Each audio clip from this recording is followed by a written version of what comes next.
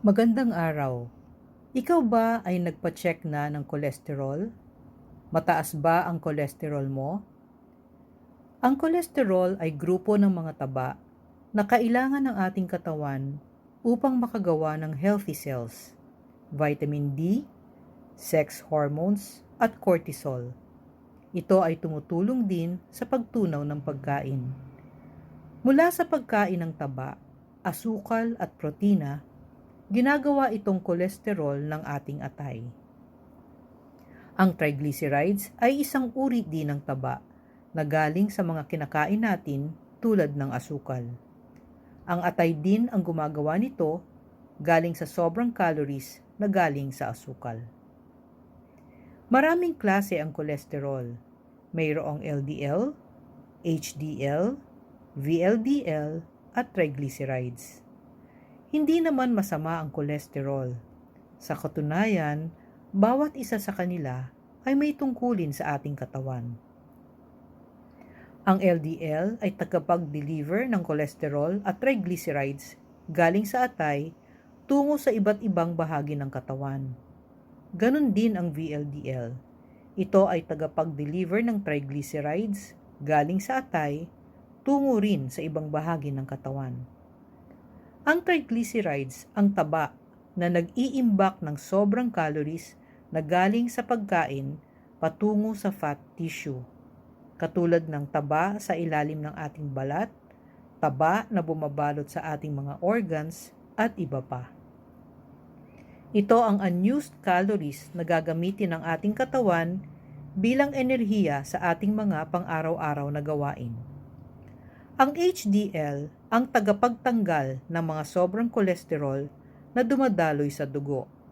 Ito ang good cholesterol. Para siyang pulis na nagtatanggal ng salot sa lipunan. Hindi masama ang kolesterol, LDL, VLDL at triglycerides kung normal ang mga values. Nagiging masama lang ito pag sobra na, dahil ang mga tabang ito ay maaaring dumikit sa ating mga ugat at magdulot ng pagbabara. Ang exception dito ay ang HDL na kailangang mataas upang maging epektibo sa pagtanggal ng sobrang kolesterol. Normal ba ang iyong kolesterol? Sa medisina, ang tawag sa lab test na ito ay lipid profile. Sa adults o matatanda, ang normal na kolesterol ay mababa dapat sa 200 mg per deciliter. Ang LDL ay mababa dapat sa 100 mg per deciliter. Ang triglycerides ay mababa dapat sa 159 mg per deciliter. At ang VLDL ay sa pagitan ng 2 hanggang 30 mg per deciliter. Sa HDL naman, ang normal sa lalaki ay higit pa sa 40 mg per deciliter at sa babae naman ay higit pa sa 50 mg per deciliter. Dangerous o mapanganib na ang lipid profile mo kapag ang kolesterol ay lampas na sa 240 mg per deciliter, ang LDL ay lampas na sa 100 mg per deciliter, 160 mg per deciliter, ang triglycerides ay lampas na sa 500 mg per deciliter, ang VLDL ay lampas na sa 30 mg per deciliter, at ang HDL ay mas mababa pa sa 40 mg per deciliter. Kapag ang resulta ng iyong lipid profile ay umabot na sa dangerous level, mataas na ang tiyansa na magkaroon ng atherosclerosis o plaque buildup sa iyong mga ugat. Ito ay nagdudulot ng pagtigas o pagbabara ng mga ugat o arteries at pwedeng magdulot ito ng heart attack.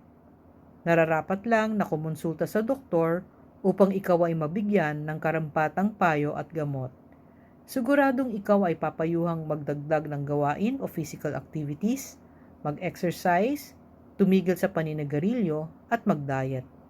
Malamang ay reresetahan ka rin ng mga gamot na pampababa ng kolesterol. Good luck sa iyo at salamat sa pakikinig. Stay healthy!